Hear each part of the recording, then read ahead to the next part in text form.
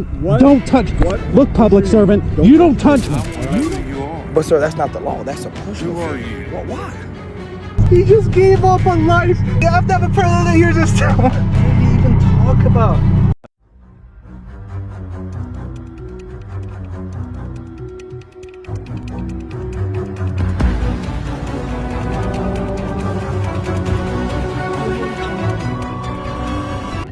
Ever wonder what happens when some cops cross the line and meet civilians who aren't afraid to stand up for their rights? Today, we're diving into a world where police officers get a taste of their medicine, and the results are nothing short of embarrassing. Let's kick things off with two officers who thought they could push their luck with someone who knows their rights inside and out. At the Cleveland County Courthouse in Shelby, North Carolina, a civilian with a camera decided to film the area, and that's when two officers approached, demanding his ID and claiming he was recording their patrol car. The cameraman immediately refused to provide his ID, reminding the officers that North Carolina isn't a stop and ID state. I've been legally convicted of a crime. What, you got some ID on you? Why would you need ID? Because I want to see who you are. That's not how the law works, sir. It does. No, and this is not a stop and ID state. Can you tell me what crime I've committed? What that means is that in North Carolina, police officers can approach and ask questions like a person's name, but it's a consensual encounter, and the individual approached can choose to leave or refuse to answer. So, the camera person stood their ground, knowing they weren't obligated to give their names. The cop should have known better, but I want to know who you are. But sir, that's not the law. That's a personal. Who are thing. you? Well, why? Did you ask me who I was earlier? But you have to identify yourself. So you're do you. No, I don't. Not if I Yes, haven't you broken do. the law, sir. And you should know that. How long have you been on this job? A long A time. long time, and you should know that, officer. Yeah, I do. So, you got any ID on No, you? I don't. You I don't. ain't going to tell me who you are? And I don't consent to any searches and seizures either. however, the camera person was ready to show the cops that he wasn't just about to be another pushover. Tell the judge? No, my name ain't, my name's not Officer McNeil. Is that what you would tell the judge? Yes. Is that what you tell a judge?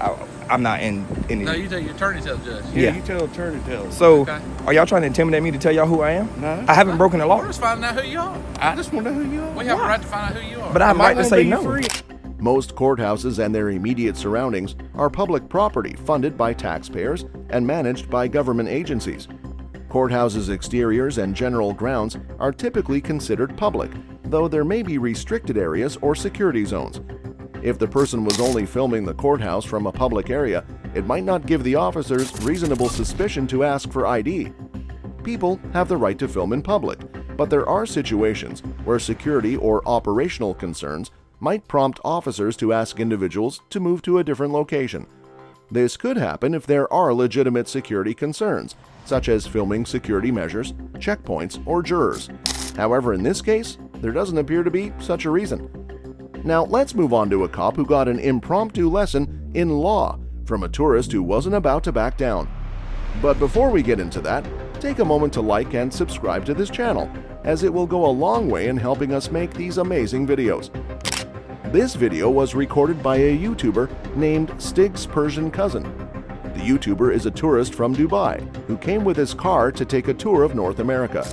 While passing through Albany, Oregon, he was stopped by an officer on the road.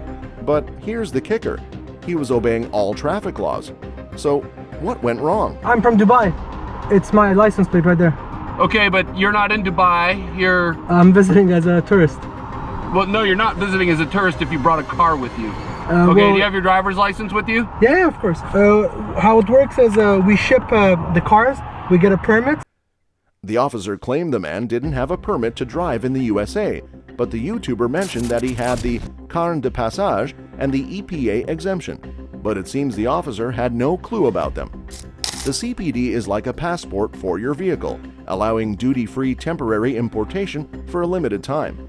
This means you can import your vehicle without paying customs duties and taxes. The EPA exemption sets rules for vehicle emissions. If a vehicle doesn't meet these standards, it can't usually be driven in the US. However, there are exceptions. Non-resident tourists can temporarily bring non-compliant vehicles, as long as they promise not to sell them and take them out of the country when they leave. So, from the conversation, it's clear that the cop is ignorant of these things, but he's not ready to admit that. A carnet de passage? Do you have any of that? Of course, yeah. I'm gonna provide You everything. have something that says you can drive this car on the road? Yes, sir. Let's take a look at that. Of course. The officer claimed he wasn't defensive, but his body language told a different story. He was clearly out of his depth, and in the end, he walked away in defeat. The cop in this video thought they were saying the right thing, but the victim made them realize that they were far from that within seconds. There he goes. He just gave up on life. You have to have a predator here just what did he even talk about? On November 5th, 2018, the man behind this video was filming the area around Allen County War Memorial Coliseum. It was before the Trump rally, and no Secret Service agents were in the vicinity. They asked the police to check on the person holding a camera. That's when the show began. What's your name? I didn't give it. I know. I want to know what your name is. I don't care what you want. Well, that's not the policy. The Secret Service. I don't care. Us to identify Then why who you are. don't they come out here and talk to me? They will in a moment. Okay, go ahead. Am I being What's your detained? Let's stress the most important point in this discussion first, which is the First Amendment. The First Amendment ensures that Congress can't make laws that establish or restrict religion or limit free exercise. It protects freedom of speech, the press, assembly, and the right to petition the government for redress of grievances. In this situation, the man was simply exercising his First Amendment rights, and he knows. What? Don't touch me. What? Look, public servant, you don't touch me. All right. You don't touch me. Or else what? You don't touch me. Or else what? I will file a complaint. You can file a complaint. Don't but touch I'm going me. to identify you. You're being live streamed? Nope. But when the cops keep insisting he broke the law, the man asked them to give him a RAS, reasonable actionable suspicion, that backed their claim. It's clear that the officers were stumped by this legal term, as it clearly shows that the man knows his onions.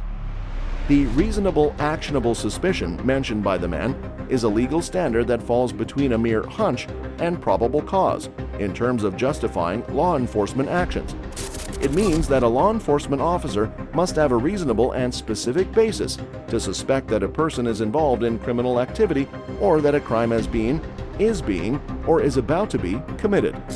This suspicion should be based on observable facts and circumstances, and not on a mere gut feeling or general intuition. It is often used to justify actions like a brief investigatory stop, Terry stop, or a limited search for weapons, Terry frisk, when the officer believes there is a reasonable actionable suspicion of criminal activity. Have I The broken? arrival of the President of the United It doesn't even close until 3 o'clock. States. I understand that. Or do you understand that? What's your name? Do you understand that? What's your name? What is your badge number? 1647. I'm going to file a complaint with Officer Reed That's okay. and your Internal Affairs Department. That's okay. At this point, the officers were probably wishing they'd never stopped and detained the person. The man was like a walking legal encyclopedia, and the officers were clearly outmatched. Remember, we talked about reasonable actionable suspicion and probable cause earlier, and it's crystal clear that neither applies in this situation. The police have no valid reason to detain the cameraman and won't even explain why. They keep dodging the issue, claiming they're waiting for the Secret Service. But if you watch their body language, it's pretty obvious they're in a dilemma. I am going to file a complaint, but that is not it. Can you arrest this man for illegally touching me? No, I haven't witnessed any crime. I'll show you. I'll show you the crime. It's being live streamed as we speak. The First Amendment gives people the right to take out their cameras and record public areas and even government officials, like those police officers doing their thing in public. So, if this guy was on a public sidewalk, his filming is usually well within his rights. It's essential to know that the only thing he did that day was filming. There were no suspicious activities or anything else raising a red flag about a possible crime.